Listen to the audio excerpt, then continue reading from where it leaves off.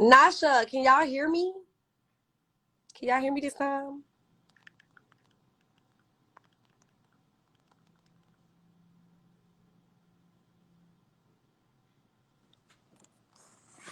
Can anybody hear me? Can y'all hear me? Yes or no? Y'all can't hear me? Oh, y'all can't hear me. Okay, period. Okay. Let me invite Jordan. Girl, we have technical difficulties. It's giving very much boost small ball. It's giving very much chirp. It's giving very much cricket. Now, I didn't accept Jordan's request, but now she's giving very much boost mobile.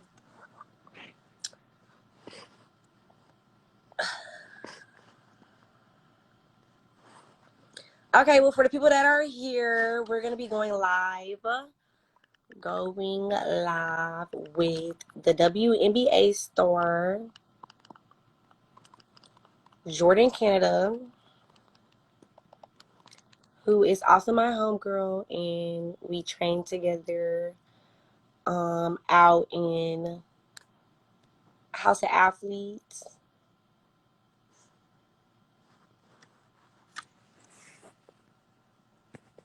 No, I just called Jordan. She declined me. Ah, can you hear me? I can hear you now. Oh, amen. Okay. It worked now. I was telling the people that we're both giving very much cricket, giving very much chirp. It's that overseas Wi-Fi. Next tell, okay? So y'all all should know me. My name is Alaysha Johnson. I go by Lay. I'm a USA professional track and field athlete who specializes in the hurdles, 100 hurdles. Yeah, so that's enough about me. Jordan, you gonna introduce yourself to the people? What's up, y'all? My name is Jordan Canada. I'm in the WNBA. Been playing. This will be my 5th year in the league. I play for Los Angeles Sparks. Previously played for Seattle Storm for 4 years, and that's basically it. All right, so y'all got my little handy dandy notepad, period. So, we're just gonna jump right into it. We're not gonna wait for nobody to join. But I do want to say that this is the most people I ever had on live at one time. Nah. It must be through Jordan, so it must be because of you, girl. Because literally, I'll be having like 3 people on live at a time. But okay. So, on this live, y'all, we just want. Okay, so everybody knows about my campaign that I have going on, Beauty X Sports campaign. I launched the campaign because I just think that we need to talk more about femininity in the athletic world, and just we'll dive into that a little later. But so basically, I have Jordan on here so she could talk about her experiences through high school, through college, and being a professional athlete. So just go ahead, jump right in and tell us, like, why did you get into playing sports? Like, Um, I get to playing sports. Well, my cousins, like when I was younger, my cousins always used to be in my grandmother's backyard playing basketball. And at the time, I don't know how old I was. I think I was like 4 or 5 years old. I don't remember. But I had these older cousins, and they were always hooping in my grandmother's backyard. And I always wanted to play, but they never let me play because one, I was younger. Two, because I was a girl. They didn't want me to get hurt. So they were like, you need to sit and watch. So at that point, I was like, I mean, I want to play too. And so I told my mom, I was like, hey, mom, like, I really want to play basketball. Like, that's something that I want to try out. She was like, are you for real? I'm like, yeah, like, I play basketball. So then she had somebody who she worked with that knew someone that had their own, like, little park and rec team. So she took me to a tryout, and I was bad. Like, I couldn't do anything. I couldn't shoot. I couldn't dribble. Like, I sucked. Like, it was bad. I really sucked. But I was like, I really like the game. Like, I want to play still. And then from there, like, it kind of just took off. Like, ever since, I just been hooping. Like, it hasn't been another sport. Like, I actually tried track in high school. girl, So you ain't else. I don't know how you do it, but it's not for me. I could Girl, not. I barely do it. I don't know how I do it either. Like, why am I running just to run? That's what I was thinking. Like, I'm really just running. Like, I can't do that. I wasn't good at it either. I didn't know the technique. Like, I didn't know you had to have a technique to track. Like, I thought it was just you just running. Like I didn't know how to get off the block. Like I didn't know none of that. So I'm just going to the meets and I'm just running. I'm coming in last place, sixth, seventh place. I'm like, yeah, this is not for me. And I thought I was fast. So I just stuck to basketball. Well, if you ever want to run for some bands, you know, I do street races and stuff, you know, get my money up. No, but okay, so you got into basketball, you know, obviously you grew because, you know, you started out not being able to do nothing, not being amazing, but look at you now. So going into transitioning from, you know, doing park and rec and transitioning into like actual like I don't know how I want to say like organized basketball and what do y'all have like a summer basketball league or, you know, whatever, then going into high school, like you played in high school? Yeah, I played in high school. So I had a club team. So when I started out when I was younger, it was basically just like a park and rec team. And then as we kind of like got a little bit older, I want to say for like a year or two, we were just practicing. That's all we were doing. We had like a couple like rec games and we played in a boys league, but we would always lose. Like we weren't that good. So it got to the point where maybe like 2 years after we were just like practicing, having a couple games here and there, we actually started a club team. And I know you smiling because freaking They're blowing the comments. I I've been trying to ignore them for the longest, but Nine, Trey, and JB. Yeah, yeah. I was trying to hold it. I'm trying to ignore them for the longest. They really get on. They're not paying attention. Not paying attention at all. Like, but anyways, And, back and, and Curtis too. back to the real issue at hand. We not ignoring y'all. We just acknowledge y'all. Okay, we know y'all on here, And now we see you. right? Like, And dang, talk to y'all. We here to talk to each other. right. The real issue at hand. Why we actually here. See, men always trying to take the shine from females. I don't like that. I don't like The purpose of this conversation, like, what's really going on? Anyway, back to us and the conversation. that. Thank you. So we started a club team. I was like 8 years old. We started traveling, and then at that point, like I was playing club ball for like a couple of years, and I went to high school. Was playing in high school. Was still also playing on a club team too. So I had my high school team and I had my club team. So during like school, we would have our season, and then once that was over, we would have club ball, and that like was taking place like in April all the way to September. And then I would go back to my high school team, and I did that for 4 years, and then I got to college. So it was pretty much basketball like 24/7. Like there was never a time when I was younger that I had any break. Like I've been playing basketball like year round since basically since I was 6 years old. Like I've never had a time or a break where I'm just like, damn, like I have like vacation, like I can hang out with my friends in the summertime, like I can do this, I can do that. Like literally last year was the first time ever that I've had an actual vacation in the summertime where I could be like, all right, I can go somewhere on a trip, I could do this, I could do that. I haven't done that since I started playing basketball. Like last year was my first time playing. I mean, first time having a trip. So I've been playing basketball like year round since I was like 6 years old. That's crazy. So, okay, going into which crazy because I started running track when I was 7, and I pretty much have a similar story. Like we ran year round.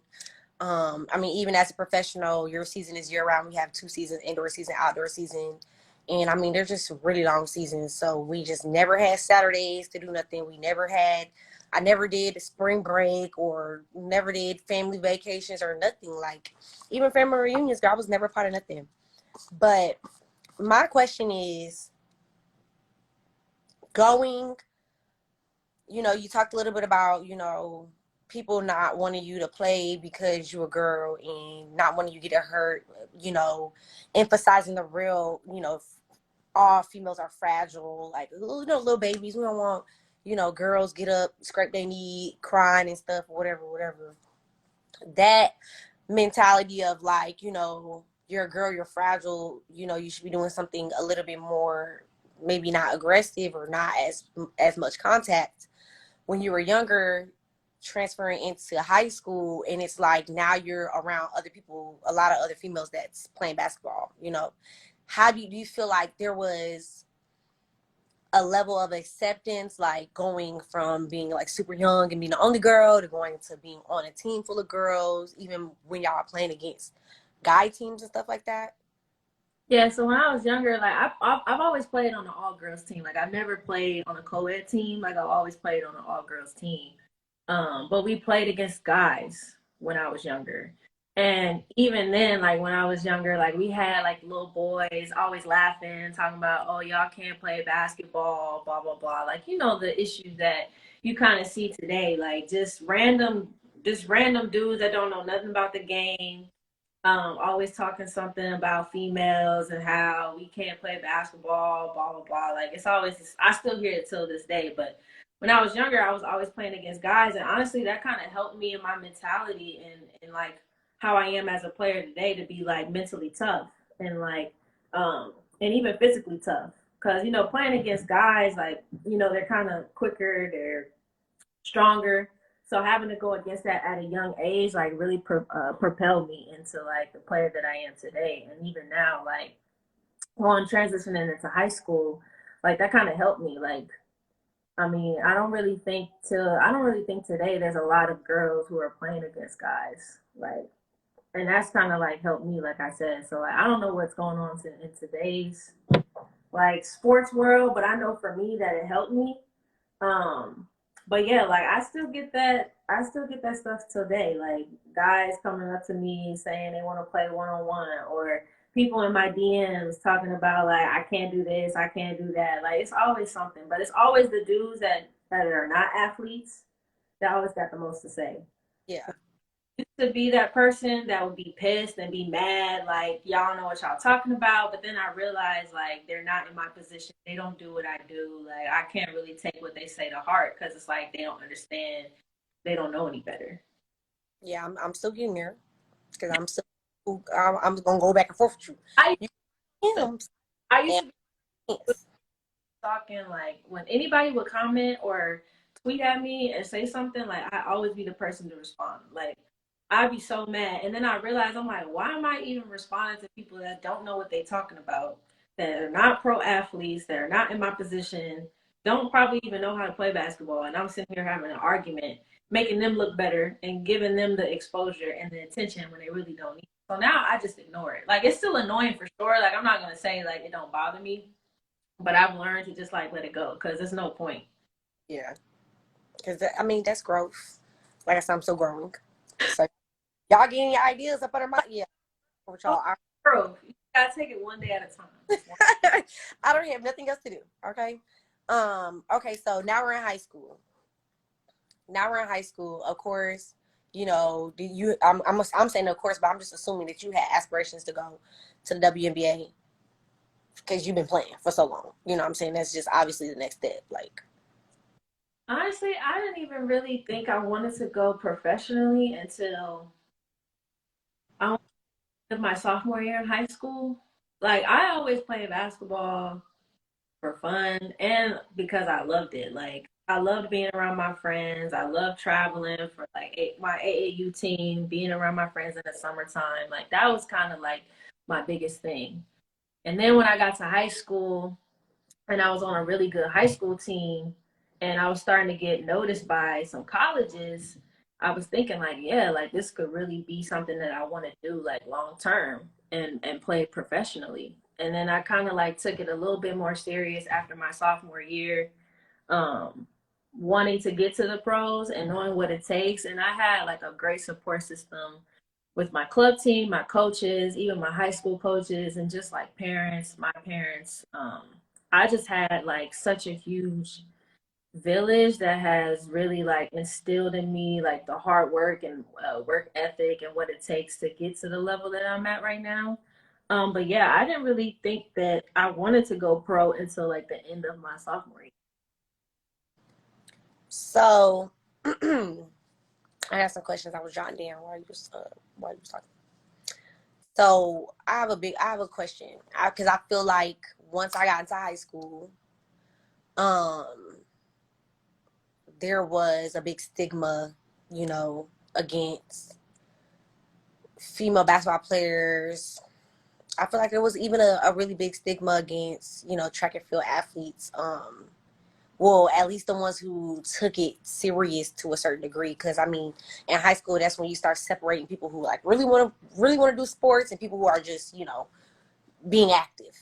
Right. Um, so for me, I felt like track was was the one of the, well, I would say volleyball first. But volleyball, you know, tennis and cheerleading were like the girly sports. Mm-hmm. And track was like on the verge, and then basketball was like not considered a girly sport at all, you know. And I found myself because I ran track and summer track and did all these things or whatever, I was more of an elite athlete in high school. So I feel like my body looked a little different. You know, I had different expectations on me. I focused differently than other people. And I feel like that separated me into like, oh, you're not like a girly track and field athlete. You're like a serious, what you look like, get to the nitty gritty type of track and field athlete. And that pushed me on the border of like, you know, people feeling like questioning my sexuality, questioning, you know, my femininity, like just always getting, you look manly, you're too strong, stuff Mm-hmm. like that, like at a young age when I was in high school. And even I look back at some of my high school pictures and I was a little strong. I was very skinny as well. So, and then I always trained with the guys. Mm-hmm. So it was like putting me even more into that like box or whatever. I just want to know, like in high school, like when, if you did feel that in high school, like when did you start to feel like it started being a separation between like, okay, this is just kids having fun, and then this is us putting y'all in the box. Um, I don't think like for me that I ever felt felt it. Like I never had like anybody come to me and be like, "Oh, like you are like an elite athlete. Like you're not just like one of them girls that like to play." Like I've never experienced that, but I mean,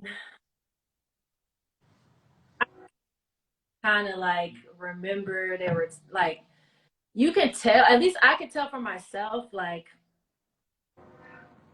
about basketball and who wasn't serious about basketball, but I don't think it was ever like a distinguishing factor of like, oh, like she's girly, so she's not really serious about hoops. Like it wasn't really, I never really experienced that on any level that I've played. Oh, I wouldn't say any level, but at least in high school, I didn't really experience that like differentiation. Like if there was there's girly girls and then there's like elite athletes, the ones that take it more seriously. It was more so based on like we talk about like the way that you look, the way that you act, the way that you talk, the way that you hoop. Like it wasn't just, I guess it's the same way, but it was more so based on, yeah, I Like guess I'm ag, like how you perform. the way that you act, the way that you talk, the things that you say, what you wear, how you look. Like that was pretty much like anything off the court. And Mm-hmm. on the court, like a little bit, like your appearance, like how do you look? Whether you women have like a short haircut look, or whether you look too manly or too buff, like um that is a stigma thing. But I personally never experienced that where somebody came to me and was like, "Yo, you look like," or "Yo, like," or questioning, how I act because of the way I play. Like I've never had that experience on the court. But like off the court, like I don't want to say people have come up to me and like questioning me about like my sexuality, or people asking me these types of questions. I've never had anybody come to me. I'm sure people probably have questions and like have their own opinions, about the way that I dress or the way that I look or the way that I act, but it's never been presented to me like somebody coming up to me and be like, yo, are you this or you that? Like, do you like this? Do you like that? Like, I've never had that, but I know that it exists. But I just never had that experience. Going into, okay, so I mean, I want to say I did a really good job at picking a bunch of, gorgeous female athletes. So our experiences may be different from other people's experience. I have to put that out there, y'all, because I really did a really good job, and it wasn't on purpose. It just so happened that literally every female athlete that I got was black and gorgeous, and it's not my fault. My friends are gorgeous, so I do tread lightly with that one only because I know that it's different depending on how you look, depending on what you give, what vibe you give, just your swag, the way that you move, the way that you dress, stuff like that or whatever. So pretty much a lot of people that I did choose or that agreed to talk to me or whatever are very girly, are very, I don't know how to say it, but we pretty much are very well put together and really pretty. So yeah, I should do a better job at mixing it up, but girl, I didn't have nobody else, so I got who I got. But it was, so you going through high school feeling, pretty much lighthearted about the sport and not feeling any like anxiety behind, not really the stereotypes not being heavy on you. You know what I'm saying? Like they really let you pass, they let you do your thing. So Also, I'm like in high school that I really thought about. Like, that's not something that was like a thing, at least for me in high school. Like, I didn't really think about those type of things. Now, when I got older, like in college and now in the pros, like you're a little bit more aware because now you're dealing with more things. You're dealing with brands. You're dealing with, which I'm assuming that's going to be your next question. definitely my next question, girl. Ooh. Okay, so my next question, girl, was gonna be going to college. Let's talk brands. Let's talk marketing. Let's talk. What did you think it was gonna be like versus Instagram versus reality? Like, let's do that for college because I know I had a very warped imagination of what I thought college was gonna be, and it was nothing like I thought it was gonna be.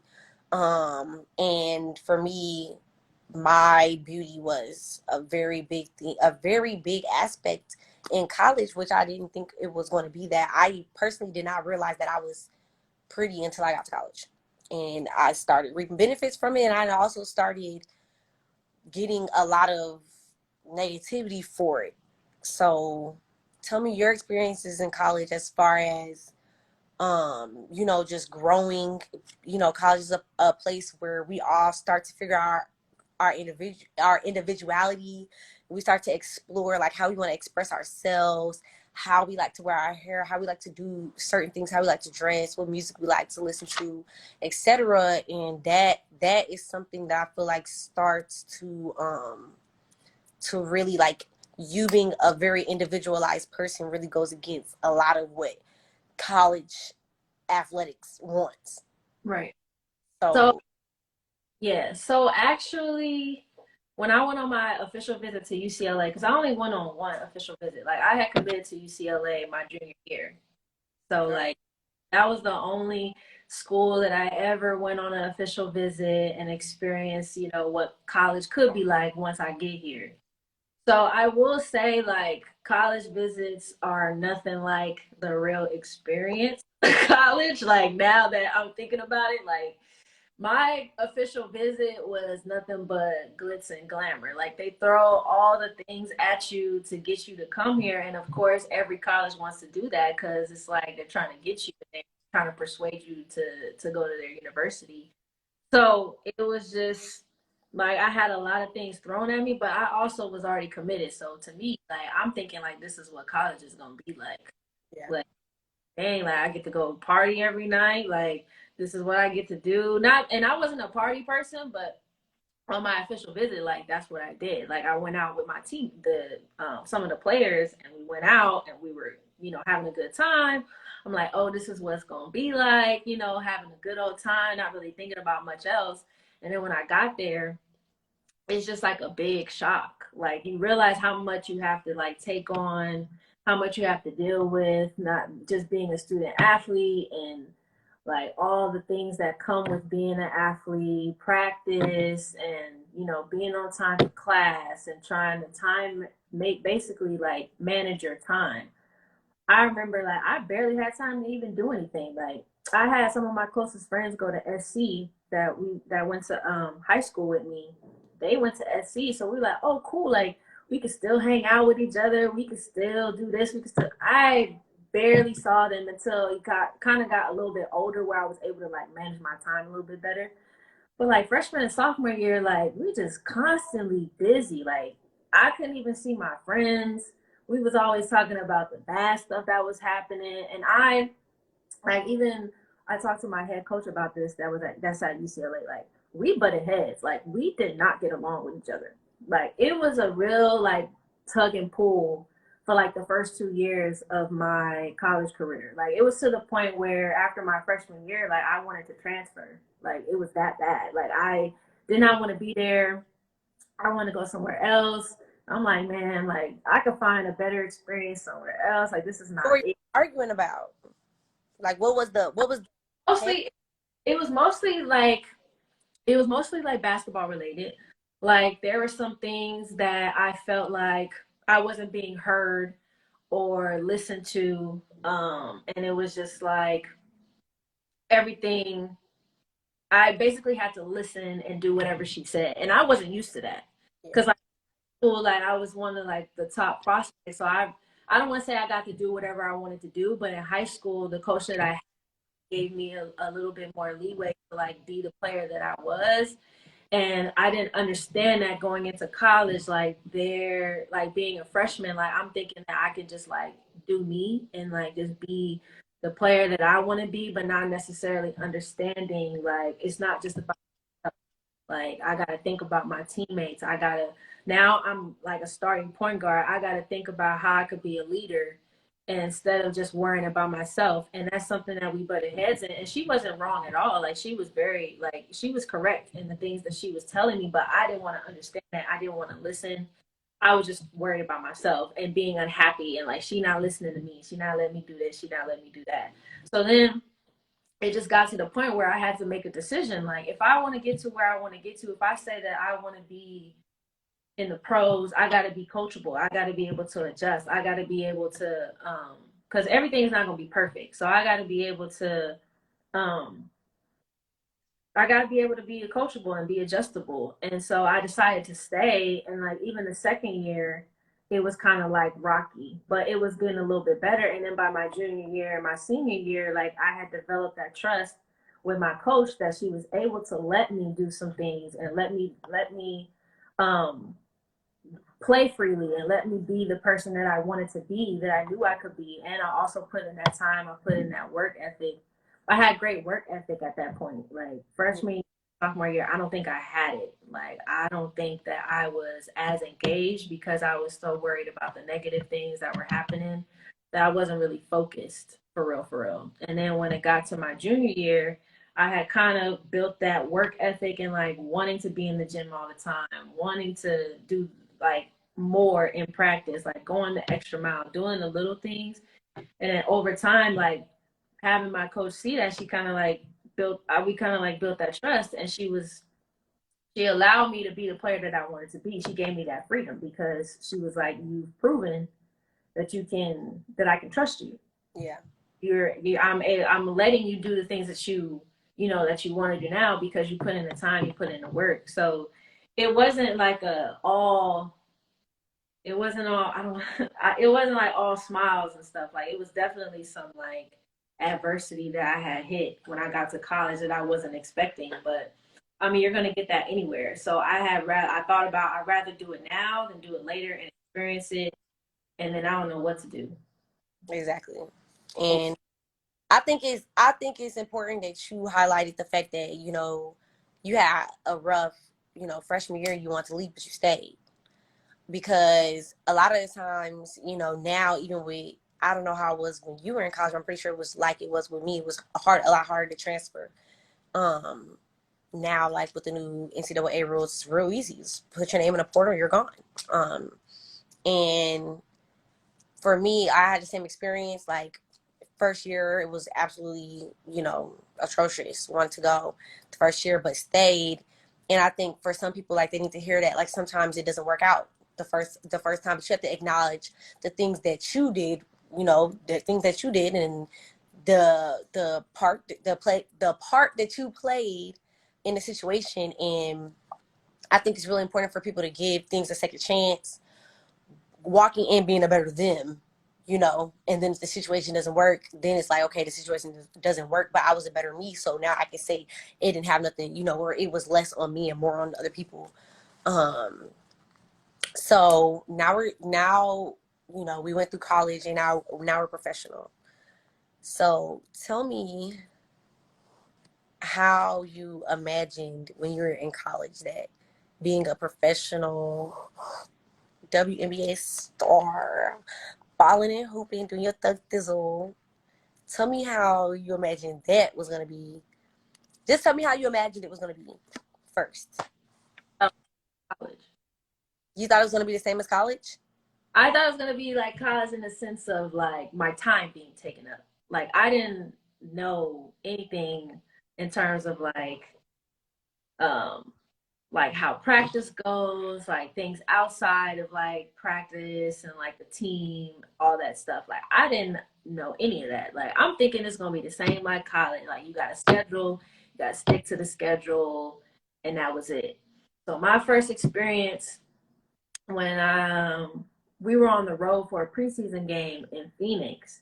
And so in college, like when you travel, you with the team 24/7 until you have to go to bed, basically. Like dinner, study hall, like basically you with the team until you gotta go to sleep. So I'm thinking that's what it's gonna be. Like when I get off the bus, we got a schedule, I gotta be here, I gotta be there.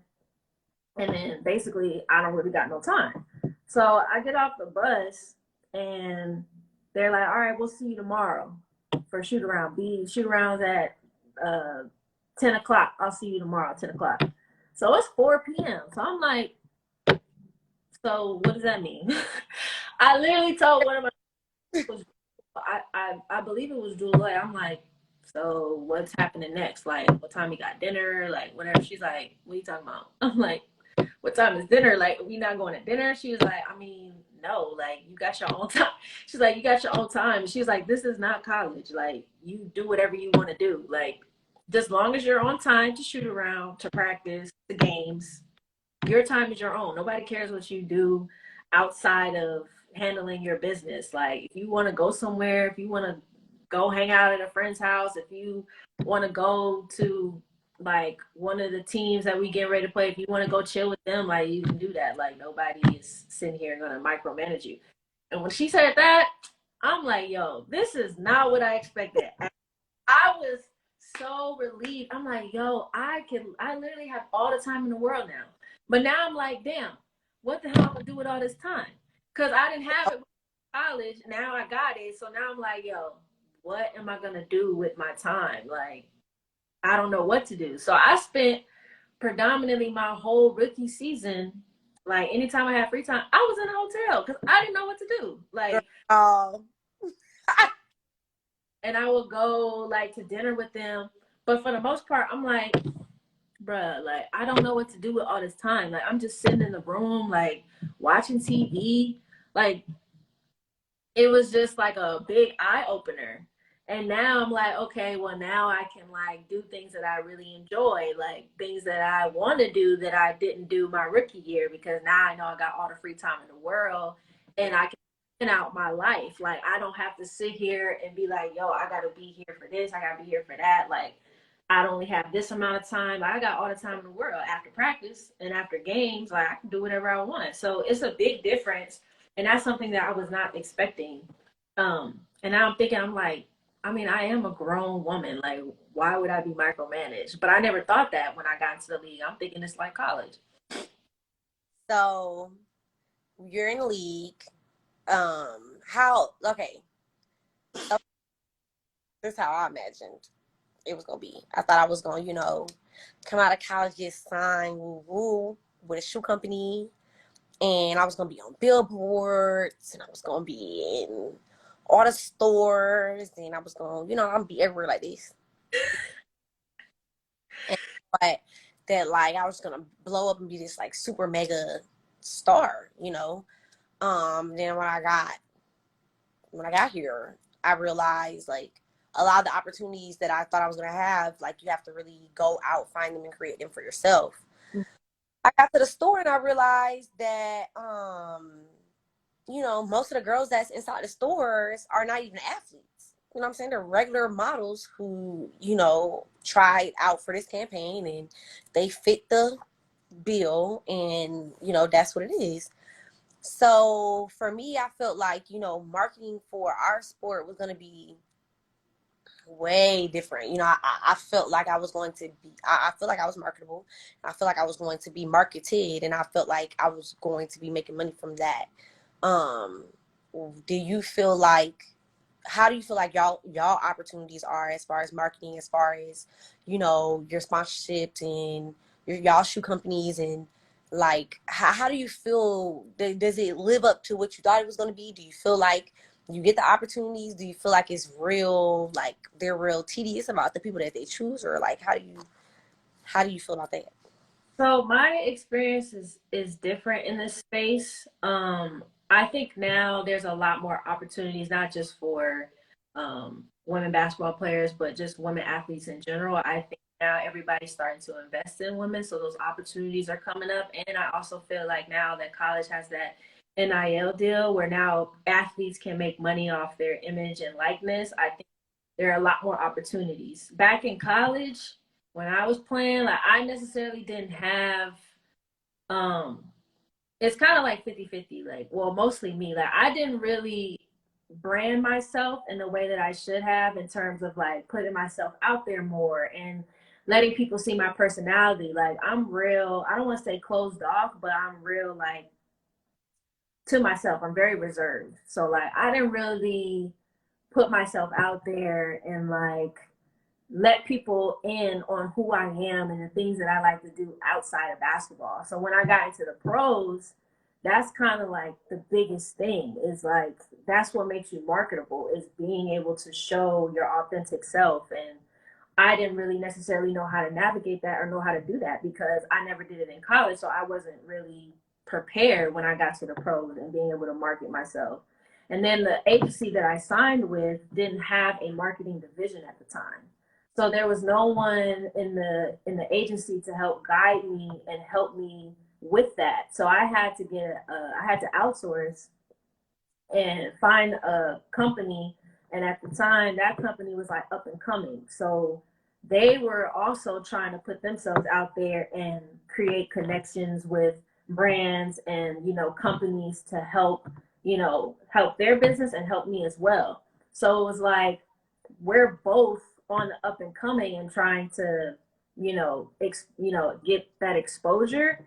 And that necessarily didn't really help me as Yeah. a as an athlete. So things that I thought that I was gonna get, like I was signed to Nike. That was probably the only thing that I had coming out of college was I got signed to Nike. And then even with being with Nike, it's like they already have like a plethora of athletes. Like they have so many athletes. So it's like uh how can you set yourself apart to make you look marketable and make you do and make people like notice stuff? And I didn't know how to do that. And it got to a point in my career, I want to say when I had won my first championship my rookie season, I'm like, yo, now I gotta have opportunities. Like now I'm a champion. Like people should be able to, come to me, come to my doorstep. But it's like marketing companies are not gonna come to you if you're not putting in that effort to like expose yourself and let people know what you're interested in, the things that you like to do. And I still wasn't doing that. Like I said, I didn't understand how to navigate that. I didn't understand what I wanted to put out. I didn't know if I should do this, if I should do that. And then at the end of my third year, when we won 2 championships, now I'm starting to think, I'm like, all right, at this point in time, like I should have been had a lot of marketing opportunities. Like there's no reason why I should not have any marketing opportunities now. Because now I'm a 2-time champ. I'm with Seattle Storm. Like we're the best team in the league. And here I am, like not being profited off of just that, off of just being a 2-time champion. So then it was getting to the point in my career where I'm like, yo, like something has to change. So I had to switch agencies, and I switched to another agency that was called The Narrative. And they were a little bit more like known, and they had like a lot more connections, but I had just started working with them. So like we were still kind of getting to know each other and things that I like to do. And then I was kind of like, dang, like I gotta start branching out a little bit more. I gotta start showing like things that I like to do, the things that I love. So then I started recording my dog more because I like my dog. I started like singing a little bit more because I know that that's something people want to see that people don't ever see. So I'm like, I gotta start, being more out there with myself. And then now going back to LA, like now that I have this opportunity to go back home, and that's like a really big thing for me. And the reason why, like, I signed with LA, like obviously I've always wanted to play for the Sparks. Like that was something that's been a dream of mine. When I got into the league, I'm like, I want to play for the Sparks. I just don't know when that opportunity will present itself. And then when that kind of happened, I'm like, now is the time for like really for me to like bet on myself and like really think about the things that I want to do and not necessarily putting it in other people's hands. And so it was kind of like I needed a fresh start. So I had to like sign with another agency, with just Clutch Sports, who is well known. It's a big agency, and they have marketing and everything all in one. So I was like, this is the perfect opportunity for me. I feel like going back to LA, there will be plenty of opportunities here. Plus, I'm with people that are well connected and have those opportunities and can get me those opportunities. And then me for myself, I'm like, yeah, now I can start putting myself out there a little bit more. But I didn't have that back in college where I was able to prep for this because I didn't. Oh, like I'm just like I'm reserved. I want to keep it that way. I don't want nobody to know like what I like to do or things that I'm doing off the court. But I realize now like that's something that people want to see. People don't want to just see a basketball player, because I don't want to be known for somebody that's just a pro basketball player. I want to be known for somebody that does more than just that. I don't want to be just an athlete. I want to be other things. And I have to be open to that, and I have to allow people to see that. And I didn't know that before. And I think it's a great thing now that college has the NIL deal, where now athletes can profit off of their likeness and their image, so they're able to express, who they are and the things that they like to do, and people really enjoy that. So I didn't really have that back then, but everything happens for a reason. So now I feel like I'm in a position where I can have those opportunities and be able to show my authentic self in the way that I want to. So yeah. That, one, I commend you for acknowledging the fact that, that maybe you didn't get opportunities because you just really were at the point with yourself to be that vulnerable and let people know the other sides of you and stuff like that. Because, I mean, definitely I feel like, I'm a person about, accountability and being realistic. And, if you're not putting yourself out there, people aren't coming begging you to do it, because it's 30 other people that's, I'm saying, that's in the sport that's doing all these things or whatever. And I do like following your stories. Like, I definitely see that there's a gap, that there's definitely a space that can be filled. Even like, I think the NIL rule is cool or whatever, but I think that the thing about the NIL rule with the NCAA was, we can give them something, but they're not really going to profit off of it if we don't teach them how to use it. And I think the NCAA does a really good job at throwing things out there. So we gave you the tools, but you didn't give me no instructions, Right. So it needs to be more people. There's space for there to be more people, old athletes or people that's been in this position who double back and be like, look, this is how you should use this, and this is how you should market yourself, because there's no reason why I'm in compliance meetings but I'm not in meetings for marketing. Right. and there's no reason why I'm in meetings about, how to properly use your social media as far as safety and as far as, not talking to strangers and da da da.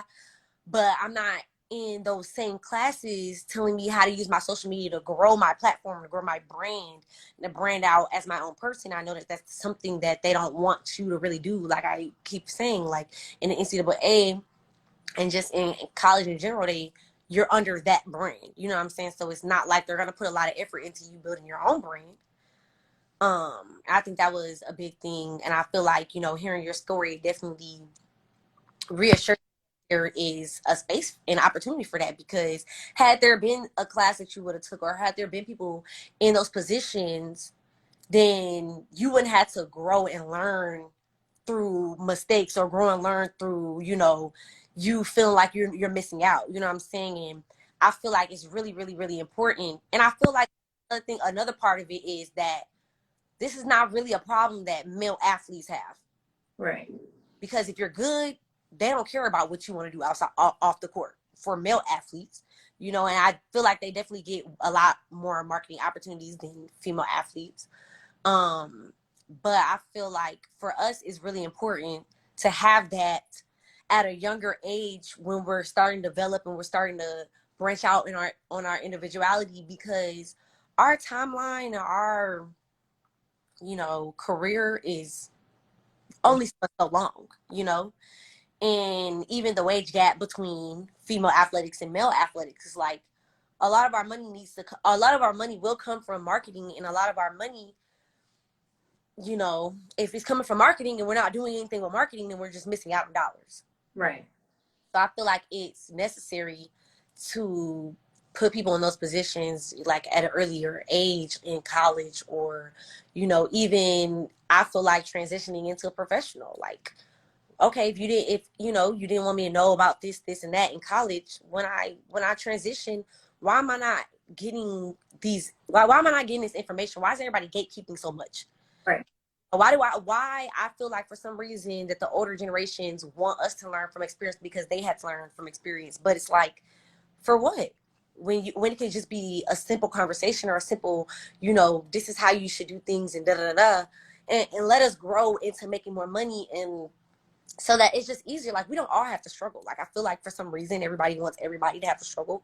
I had to work 20 years to get where I'm at. You should have to work 20. Like, we don't have to do that no more. And like, social media is becoming such a big platform, and everything is just easier. Technology is crazy. It's like you're all the way in Hungary, right, alive, and we're right here having a in real time conversation. And I find myself having those conversations even when I'm on USA teams, older, with retired athletes, retired Olympians.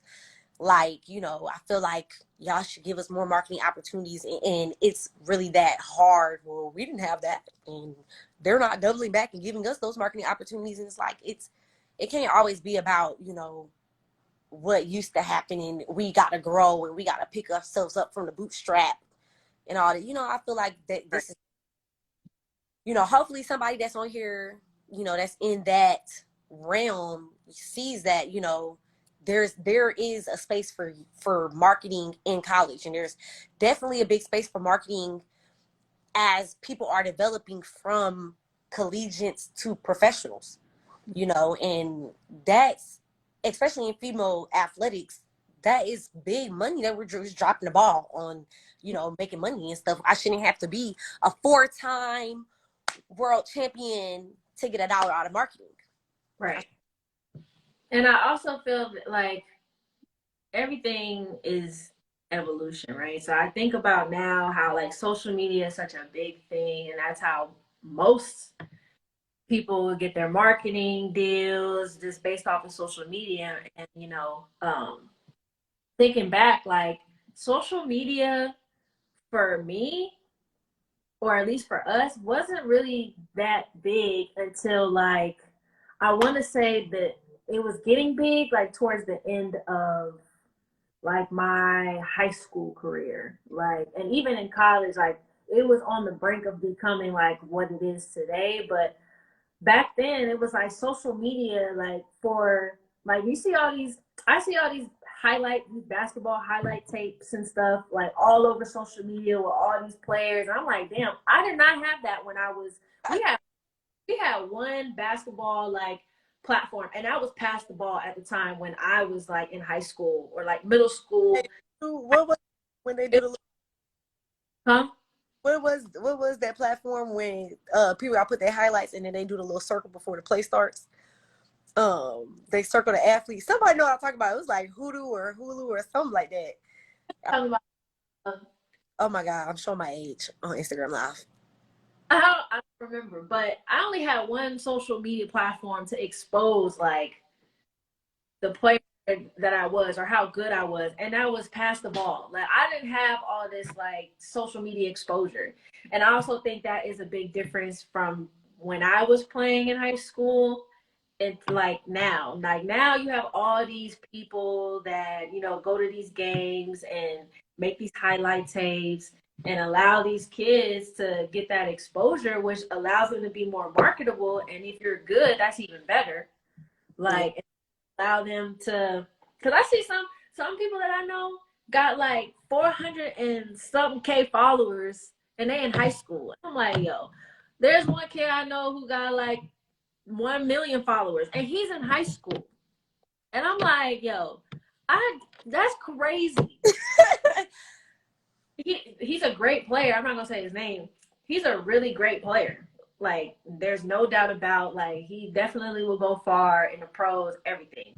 But it's also like, yo, like he has this social media platform where he can get that exposure and everybody can see him and it makes him marketable, and allows him to get the things and the deals that he wants to get. And then when you have all these followers and you have all this engaging, companies see that and it's like, oh, well, we can give you this. So you can put it on your platform. Everybody can get it.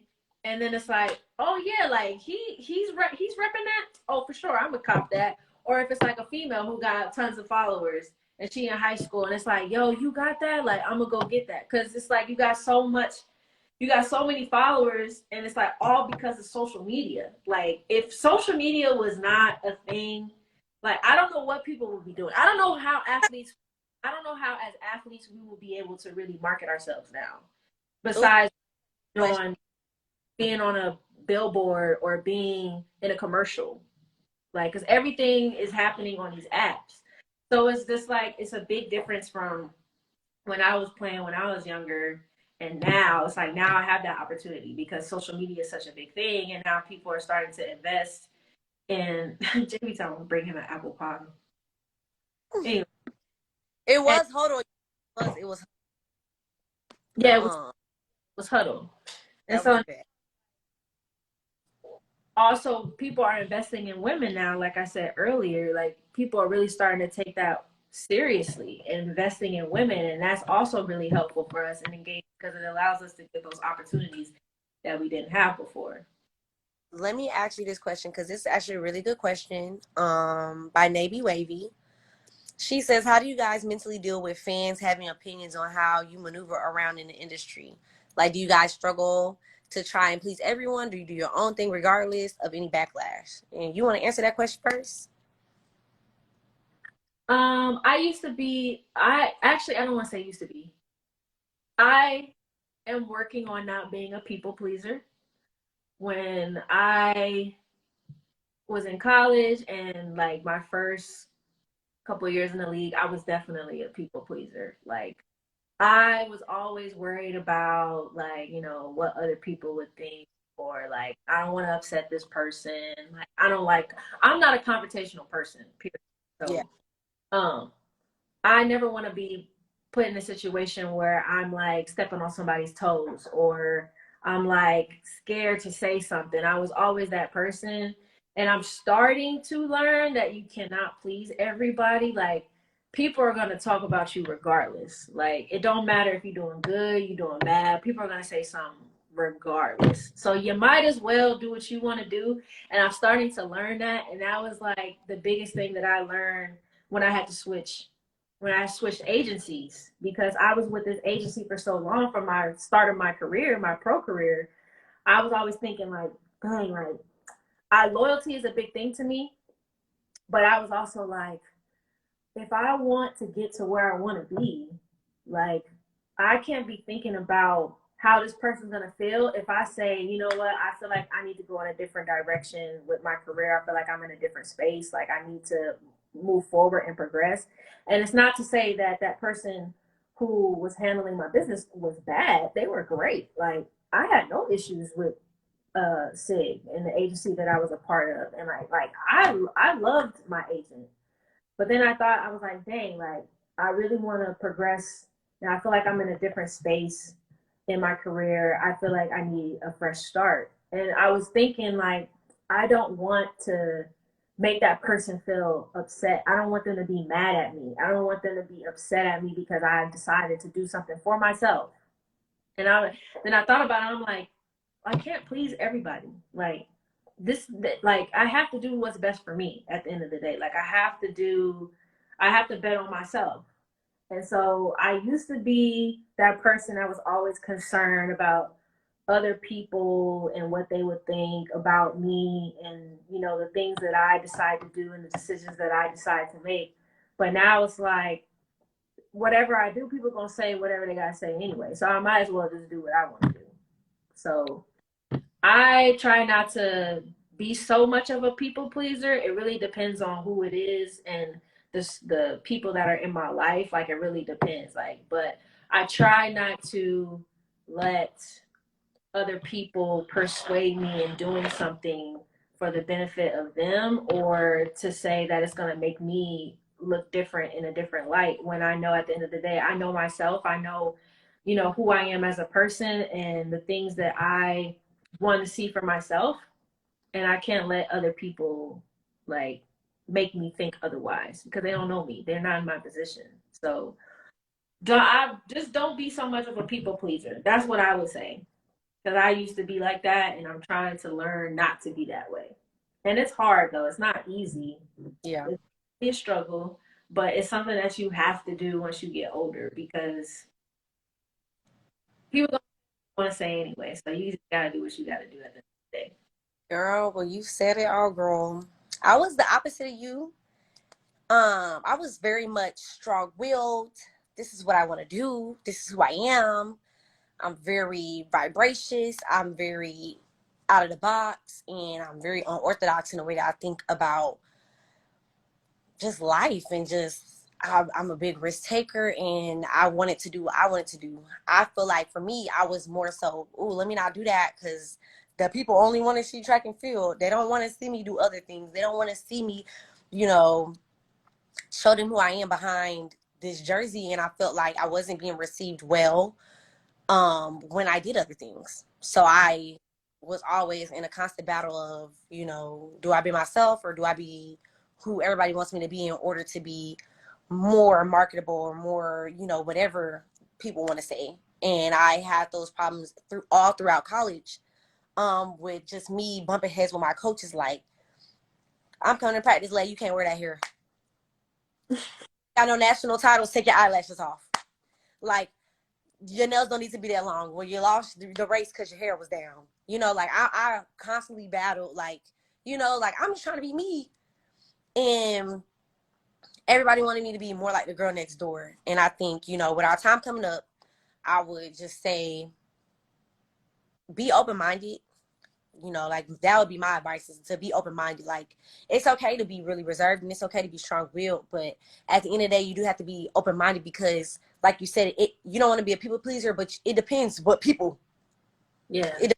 It depends on who it is and what, like, if you really hold their advice of value. Like, you can't take everybody's advice, because not everybody's in the same position as you. But if you got, like, people around you that have guided you to where you are now and have put you in a great space, then it's like, yeah, I'm gonna take what you're saying into consideration. I may not do what you say, but I'm definitely gonna take what you say to heart, and I'm gonna really think about it, because I mean, you've been supportive thus far, and you've put me in the right space to be who I am. So, like, you definitely got to be open minded with that. You can't just be shutting people off. Like, and that's another thing. Like, when I got older, You got I like, left. I, huh? Got 5, 6 left. Oh, I You know, think off at an hour. I don't know. unless you're trying to. Go for girl at. What did it say? I thought it cut off at an hour, but girl, I haven't been on Instagram Live since It's 2000. probably, oh, Hmm?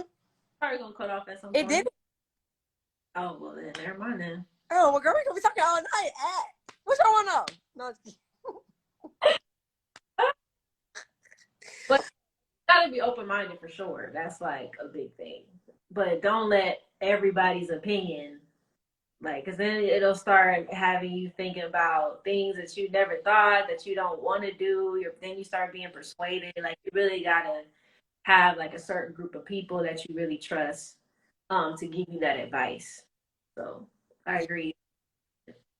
Another thing I just want to touch bases on, and we ain't gonna make this too long, y'all, because y'all know I'm saving it on my I'm saving it on my page so that anybody who missed the first half or second half can come back and watch it. And if y'all have any questions, go ahead, send them in now. Just type them up and we'll answer them as we see them. But I really wanted to touch on that because I feel like, and I really love that question, girl. I'm really glad that you asked me that question, girl, because that's the hardest thing. Being a female athlete is being able to just, be a part of the sport and be like a female. Mm-hmm. That's what this campaign is all about, is being able to express yourself as a female, express your sexuality, express your femininity, just express any way that you want to express and not feel like that I'm too sexy or I'm too naked or I'm too, what I'm saying, I'm too vivacious, I'm too colorful, I'm too dull, or I show too much or I don't show enough. And I feel like, with some of the pictures that I posted on my, oh wait, hold on, we got a question. How do you feel about balancing your real life and your professional life? Oh girl. Want to go first? I'll answer the first one. You say you're not going first? You going first. I answered the first one. For me, I think I'm at a weird spot because I don't really have a professional life. You know what I'm saying? Like, I'm in a position where, yes, there's a lot of opportunities for me, but so I feel like it's even worse because it's like there's a lot of people looking at you. They want to sign you. They want to do this. They want to do that. But so don't do too much because then they're not gonna really vibe with you like that. So I'm at a point where I'm trying to figure out, do I want to pull back so that I can get these sponsorships, or so that these companies can feel like I'm, more marketable and more like malleable, to what they want me to be? Or do I want to continue to give them, lay so that they know what they're getting when they get it, and they don't try to put me in some box that now I didn't sign to this company and this is what they want of me and I can no longer do anything outside of this. So I feel like for me, that's what I battle with. And that was really the main reason why I did this campaign, was to show that you can do whatever it is that you wanted to do. Like a little lay, when I was young, I had all these aspirations. I wanted to be on magazines. I wanted to walk runways. Like I wanted to do all of these things. And I feel like, why do I have to not be able to do these things because I'm a track and field athlete?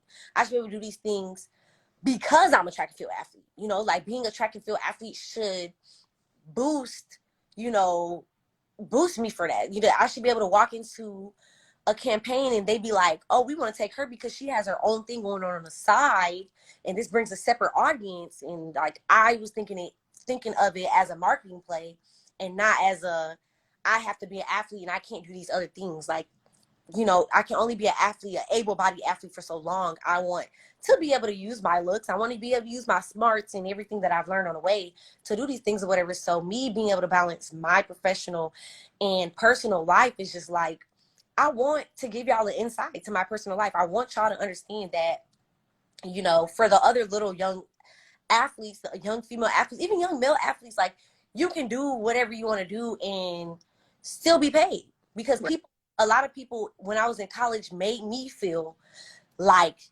if you are not the girl next door, if you're not bland, if you don't come to these companies with a clean slate, then you are not getting paid. And because you are not marketable, you're not malleable, and this, and that. And I had an experience, and I'm going to cut it short after this. I had an experience when I was at the University of Oregon, and I was on a billboard. When I went to go take my pictures, they said, come as you would come to a track meet. And I came as I would come to a track meet. If y'all knew me back then, my real fans, y'all would know that I always came with a full face of makeup on, hair down my back, you know, colored lipstick, whatever. I don't really remember. Maybe I had on green lipstick. To the shoot, we wore our apple green uniforms. And I was on a billboard. And when I saw the billboard, not they edited my lipstick color. They edited my hair color because I think I had red hair in.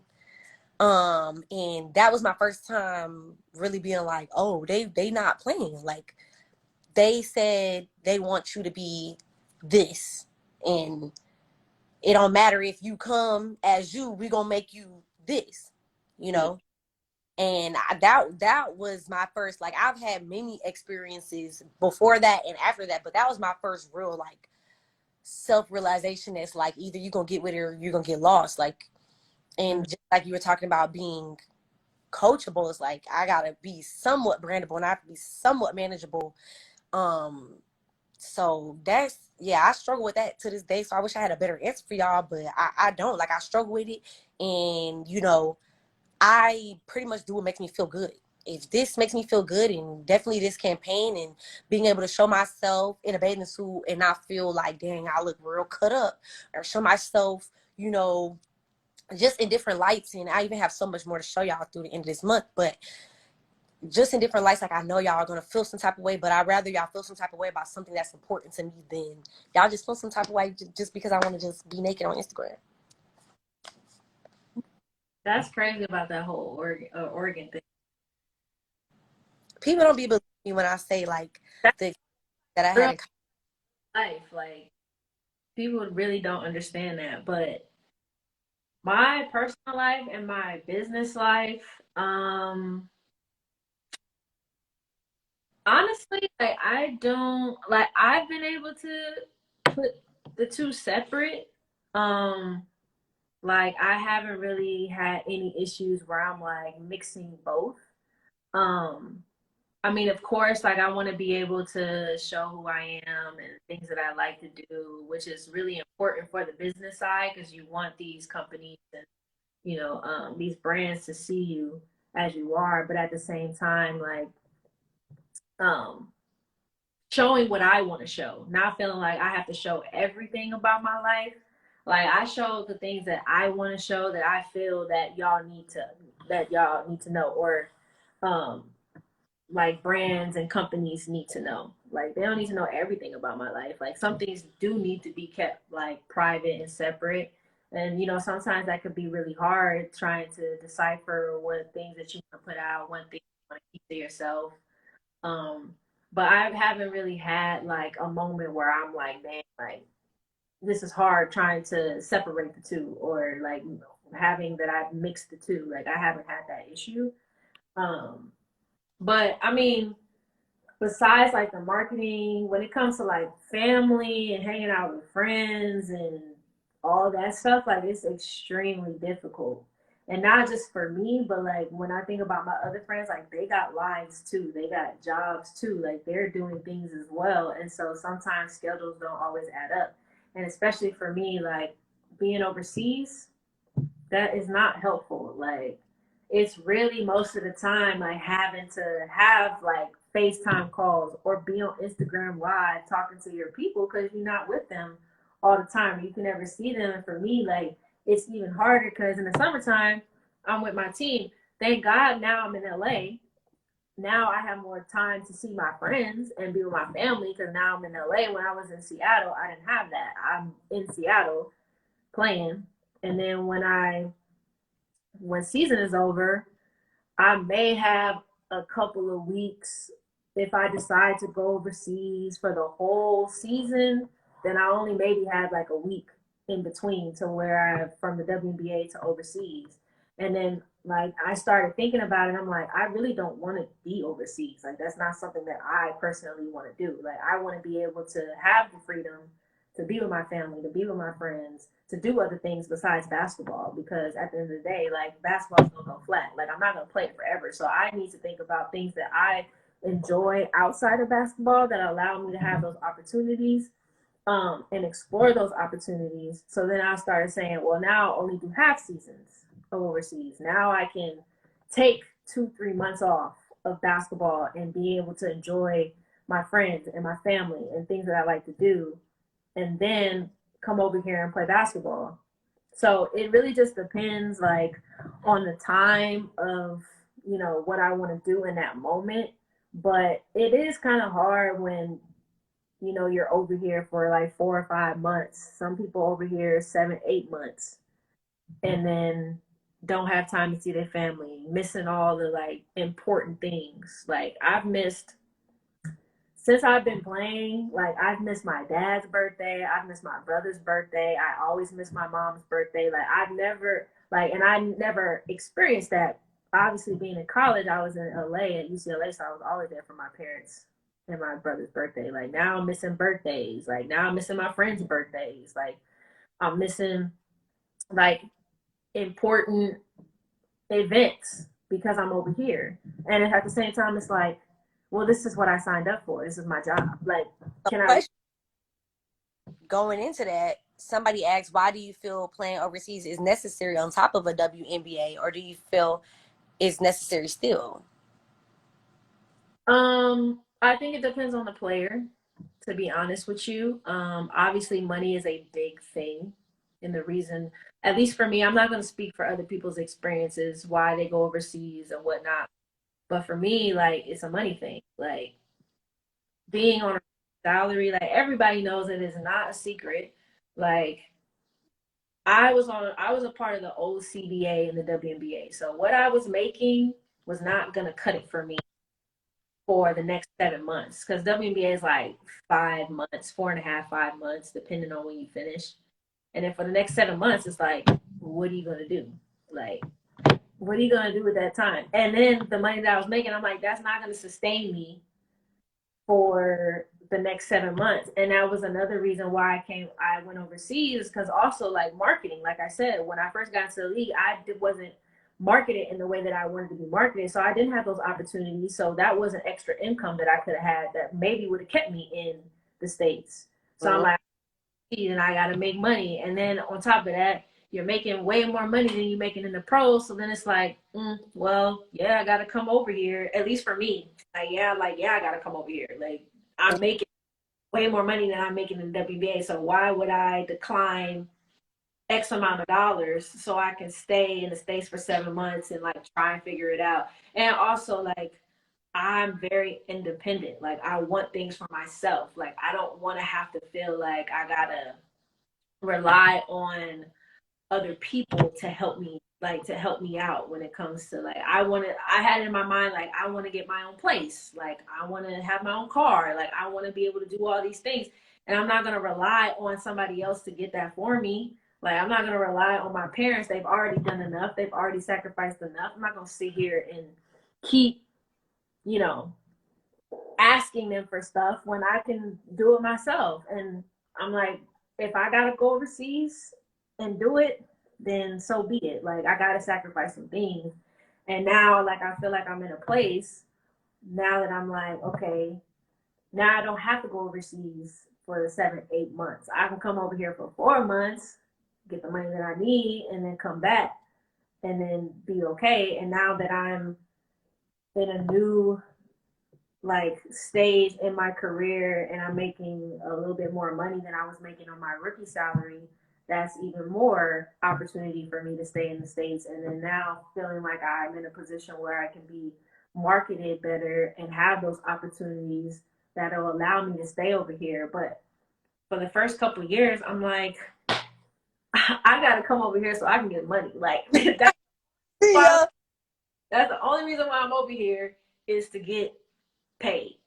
That's me, just me being honest. Like, that's not something that I thought of when I was in college. Like, I wasn't thinking like, I want to go overseas because I want to hoop overseas. Like, that's something I want to do. Like, no, my whole point was to stay home. And then when I faced that reality, I'm like, damn, like, I do got to go overseas. Like, this ain't no joke. But that's just my experience. Like, I don't know about anybody else's. Some people come over here because they just want to travel for free and they want to see the world. And that's another great thing. But for me, I'm like, it's all about the money. Like, and that's all.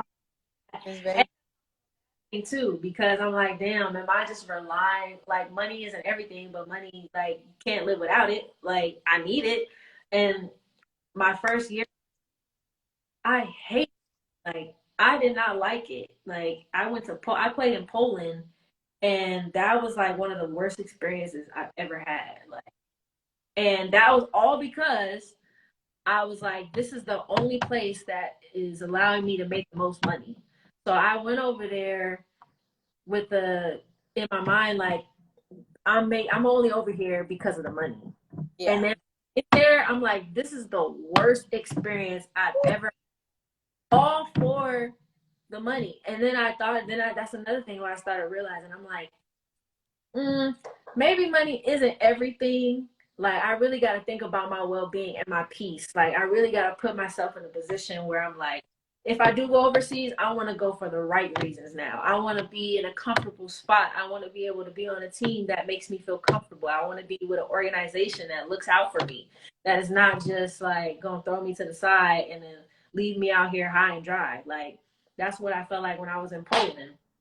Like, I was left high and dry. Me and my teammate from Seattle, like, we were on our own, basically. Like, the organization, like, didn't really look out for us. Like, it was not that the players and the team wasn't like cool. We all got along, but we didn't hang out with each other outside of, like, basketball. Like, we go to practice and then we go on our own. And then being in Poland, that was a culture shock. So it's like the organization didn't really look out for us. But in my mind, I'm like, I don't care. Like, over there, I'm just going for the money, so I don't care.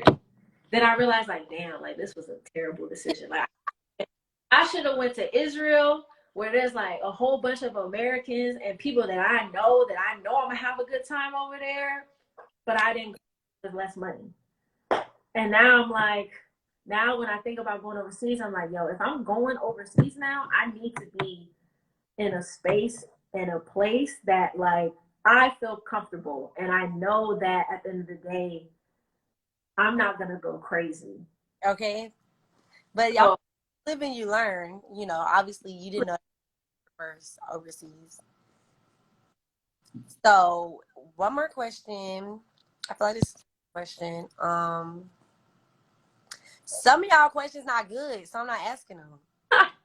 I mean, so y'all come with some good questions or don't ask no questions, they're not getting asked. Come with some good questions or don't come at all. Okay. Do you feel like sports was ever destined to be a welcoming space for women? Give me your short answer, girl. Do I think that sports was ever destined to be a welcoming space for women? Yes or no? No, I don't think so. Now I do. I definitely don't think so. I think that, you know, as we evolved and we grew with the times, that they just didn't have a choice. But of course, I think that men wanted something sacred for themselves. And I feel like, you know, oh, girl, we go down a rabbit hole with that one, but no, absolutely. Yeah, I was about to say, because you about to go on explaining and you say yes or no. Yes or no, yeah. So yes or no, absolutely not. Because, girl, look, I know my history, y'all. So I was really finna give it to y'all. But I'm gonna give it to y'all because we already been on here for an hour and 20 minutes, okay? So Now, you don't think so now? You don't think that is... no, I feel like we're being dealt with. I feel like there's still so many unnecessary problems, unnecessary issues. And until the wage gap gets closed, no. Until we make something. Okay, you got a point. It's no reason. And like you said, you speak for yourself, I'm speak for myself. But I'm gonna speak for the track community too. It's no reason why we all fighting for the same $1,000,000. There's no reason. And then I train with all NBA, NFL guys. And I'm making $20 million. Da da da da. On salary. We doing the same thing. We training. I'm training harder than y'all. Right. I'm here year round. I'm here. Y'all go to y'all camps. Y'all go to y'all teams. Y'all come back. I'm still here.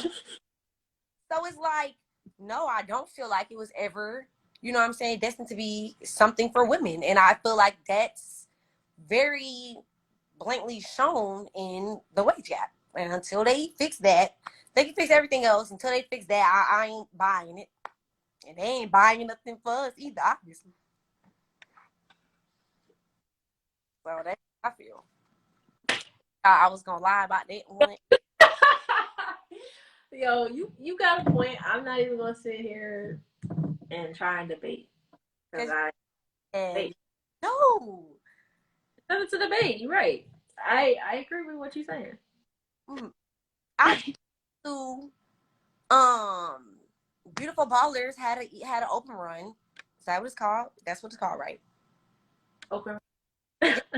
Run with a bunch of WNBA athletes, and I came because I want to show my support for the WNBA. I want to show my support for Beautiful Ballers. I think they're an amazing company. They do a lot of good things, and I though was very I wasn't knowledgeable about what it actually was. So I walked. I'm like, oh, they actually playing. Like playing. They really doing they things out here. And someone explained to me there that this is something that they have for the NBA all the time. But WNBA for some reason doesn't get these opportunities. So that's why it's such a big thing. Why it's such a big deal right now.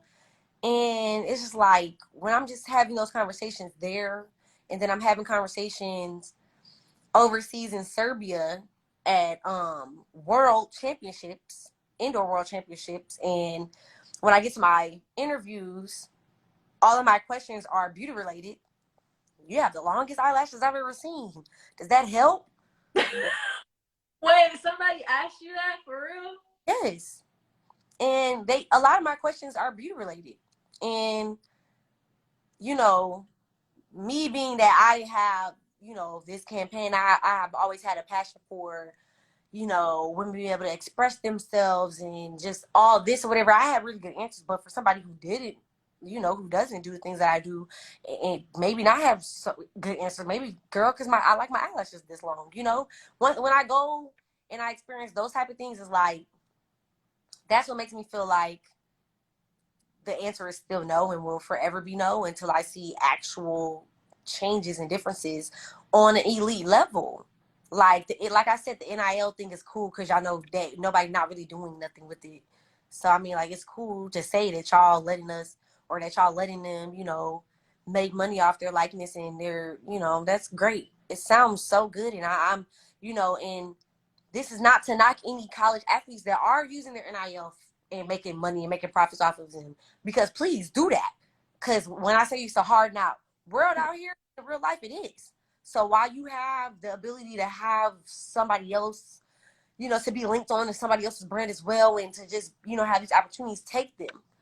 But do I think that there's college athletes out there that majority of the college athletes are really profiting off of that? No.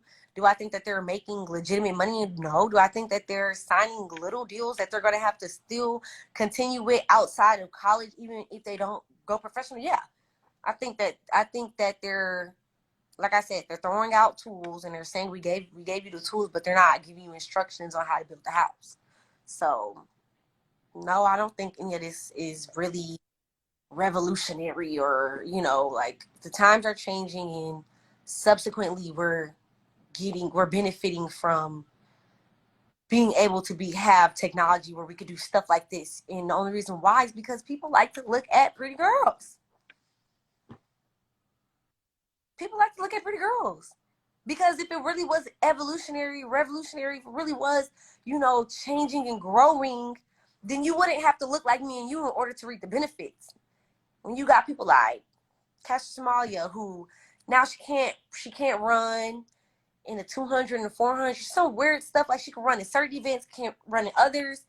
Where you have people like the Olympic swimmers, who the Black Olympic swimmers could wear their enlarged caps. When you have things like this going on still, how you gonna tell me that we growing?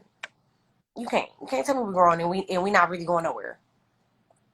So I don't believe in I feel like they should put their money where their mouth is. They say that they really, you know, believe in female athletics, and they believe in their daughters and their sisters and all this, then help us.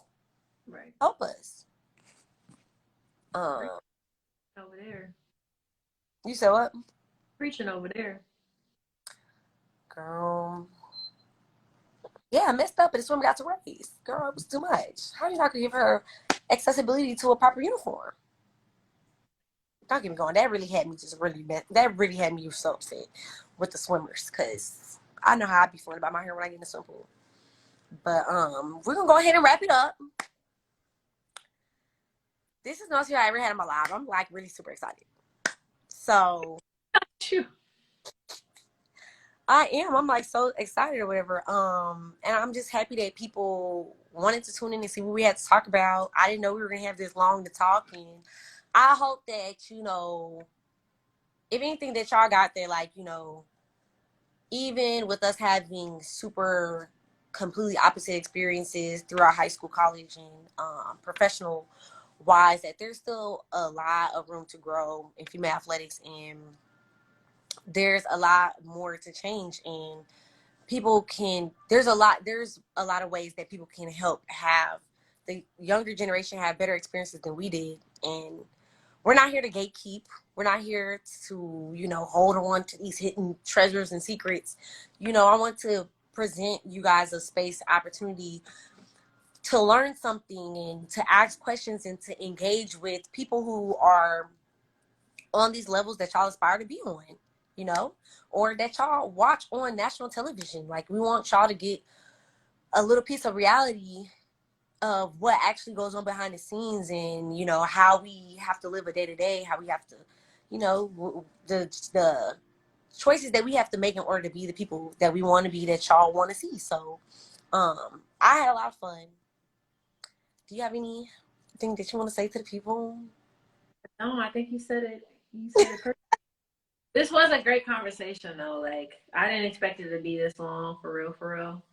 But I mean, I'm glad I got to hear like some of the stories that you told, and then me being able to share my experience of being a professional athlete and what my life was like in college and growing up playing sports. So I think this was a good space.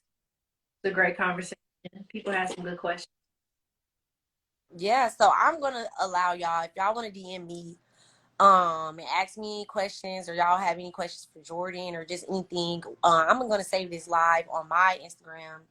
Y'all on there and ask questions under the live or whatever, then I'll be looking at the comments, and I'll be answering questions or whatever. And if I just have any young female athletes that want to reach out to me and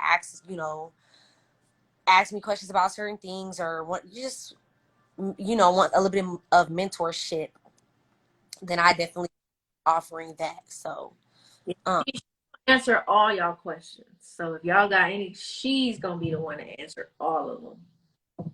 Slide. y'all questions. No, I'm not answering nothing that's dumb. And this is not school where they be like, no question, no question, no. Y'all be knowing that some of y'all questions don't be needing to be questioned. Like, y'all don't need to ask us certain stuff. So Your any be lit. what? Your DM is about to be lit. Any appropriate girl, my DMs already be just crazy. Oh, horrible place to be, and especially those message requests, baby, because I will unfollow and block people so fast. You'll be writing those message requests, talking to yourself, girl. Stop playing with me.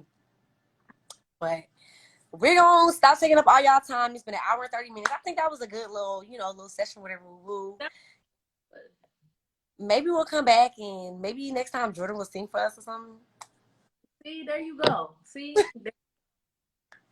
I'm gonna start branching out, but I'm not finna be singing on no live. Like this not no concert now. Like if y'all get me singing, y'all gonna get me singing on my feed. But like I'm not finna sit here have a whole concert for the people in the live.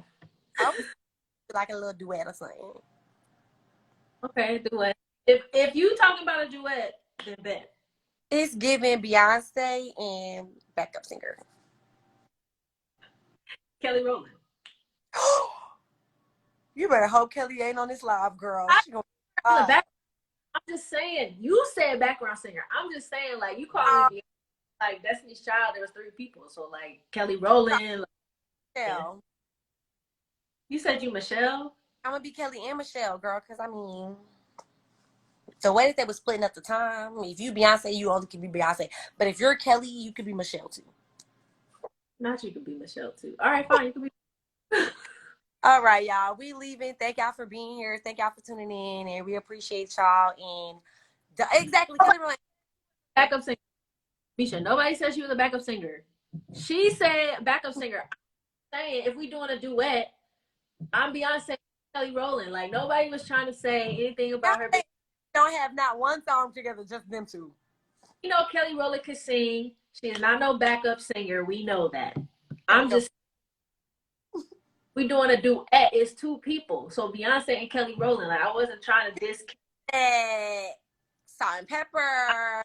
I'm trying to trying to clear the air so nobody thinks I'm disrespecting Kelly Rowland because I was not. Thank you very much. Rihanna and Yo. Like you could have said Chris Brown and Jordan Sparks. Like what? Beyonce and Kelly Rowland. I'm confused. Like you said backup singer. Like I was trying to make you look good by telling you that you Kelly Rowland. Now you talking about backup singer. She ain't know. I was trying to help you out, but I was just trying to do a little do that was it. But yeah, girl, y'all, we're gone. Jackson 5. Yeah, we're gone. We're out of here. Bye, y'all. The next before we leave, don't forget that stay tuned because I don't have my schedule right here with me, so I can't tell y'all who the next person is.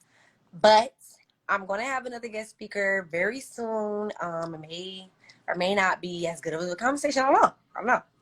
But y'all gonna be part of that. And get ready for a shoe countdown that I have coming out today because y'all always trying to say that I don't never show y'all my races. So I'm gonna have a specific shoe that embodies the way that I felt about each race I did for this indoor season. So I'm finna drop that in like 2 hours. So I'll see y'all then. Bye y'all.